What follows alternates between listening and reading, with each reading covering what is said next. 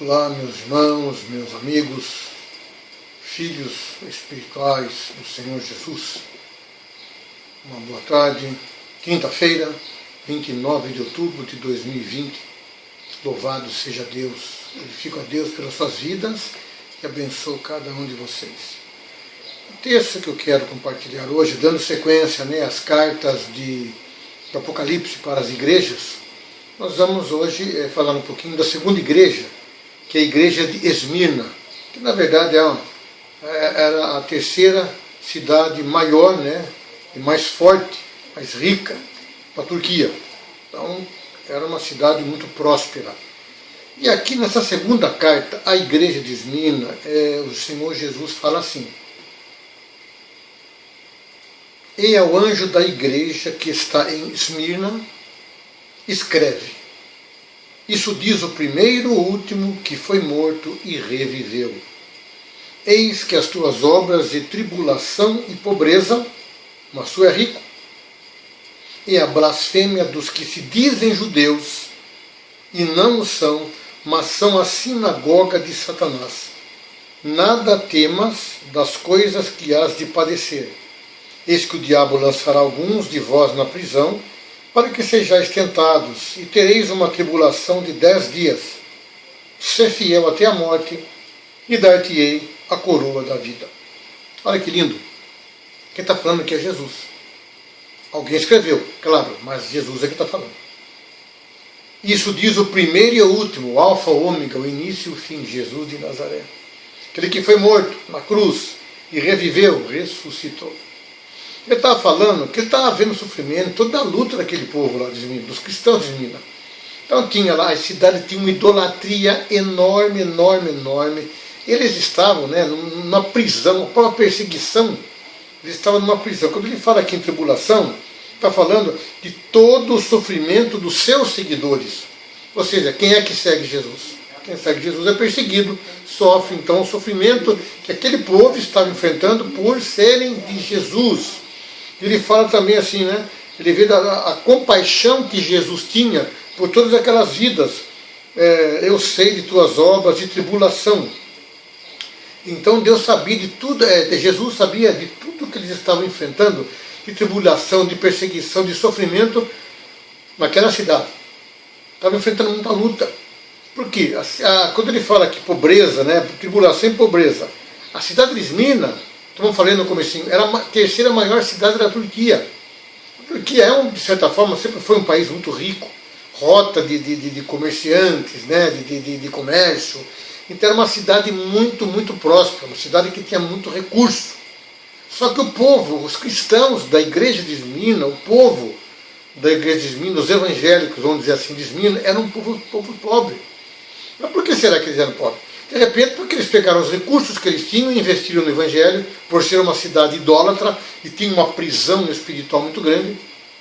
Ou de repente, por causa da perseguição mesmo, eles acabaram perdendo oportunidades de trabalho, perdendo os seus negócios, porque aqueles que eram prósperos e eram os idólatras, eram os maiores, acabaram engolindo os seus comércios e eles acabaram ficando pobres. Não sabemos a causa, que também não importa para nós.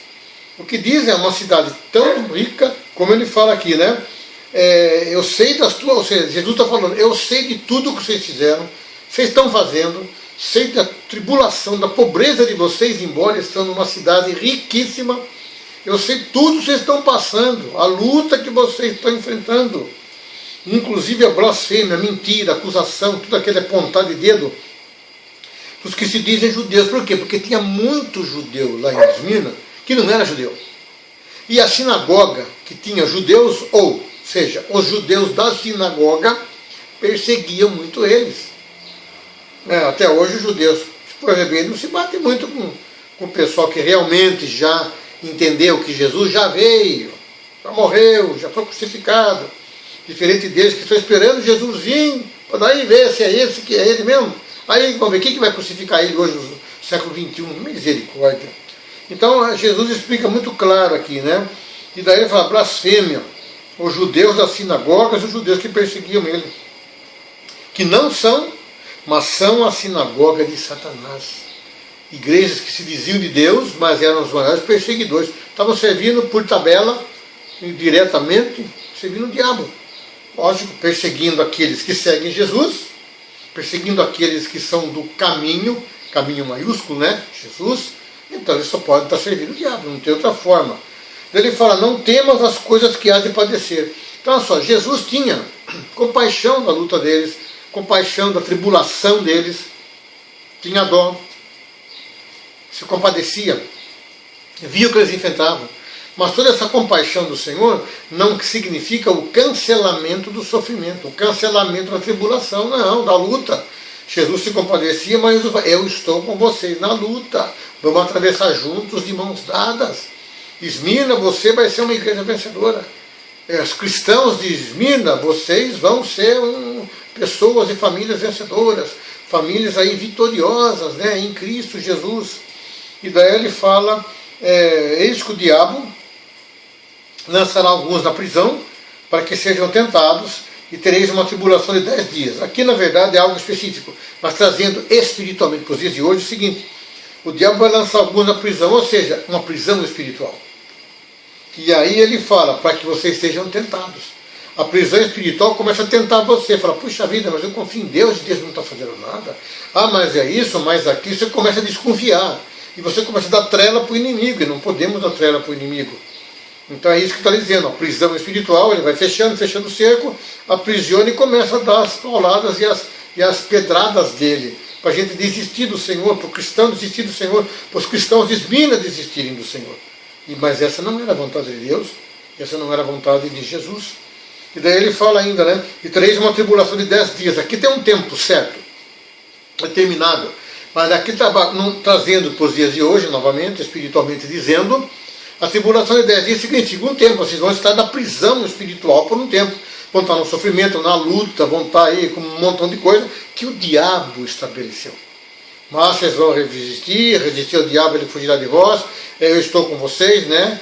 Agindo Deus, quem vai impedir? Se Deus é por nós, quem será contra nós? E todos aqueles versículos de vitória que a gente sabe.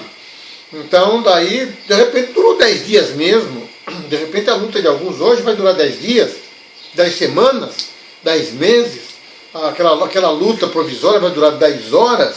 Não importa. O que importa é que o Senhor vai estar conosco. De Jesus, né? Jesus vai estar conosco, Deus de Jacó vai estar conosco. E daí ele termina aqui falando, ser fiel até a morte e dar-te-ei a coroa da vida. Amém, queridos? Então são 7 cartas maravilhosas. Lógico que dá para ficar 1 hora e meia, 2 horas falando sobre isso. Mas o resumo é sempre muito mais prático e é menos cansativo.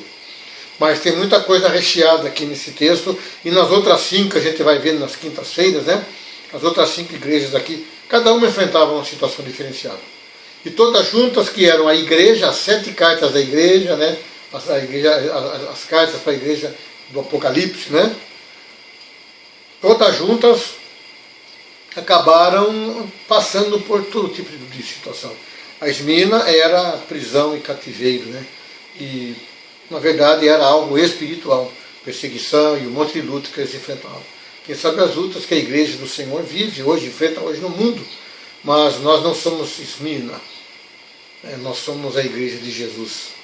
E nós temos o direito, o dever e a obrigação de batalharmos para que nada disso venha atingir nossa vida, nossa casa, nossa família, nosso ministério, a Igreja Plenitude, as igrejas espalhadas aí no mundo inteiro, as igrejas de Porto Feliz, de São Paulo, do Brasil e do mundo todo.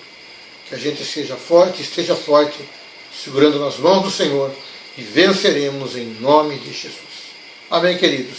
Fica forte aí, um grande abraço, abençoe vocês, até o nosso próximo encontro, em nome de Jesus. Tchau, tchau, grande abraço.